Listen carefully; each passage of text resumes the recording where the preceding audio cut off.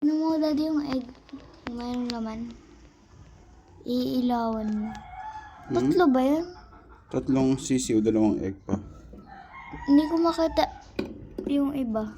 Paano? 1, 2, 3? Busog na busog sila kasi pinapakain sila ng mga... Ay, meron pa. Parents nila. Meron pa sa likod do. Ayun, Meron pa sa likod na egg. Hindi ko napapansin Pagka yun. proven talaga yung kumbaga sanay na sanay sila magpakain.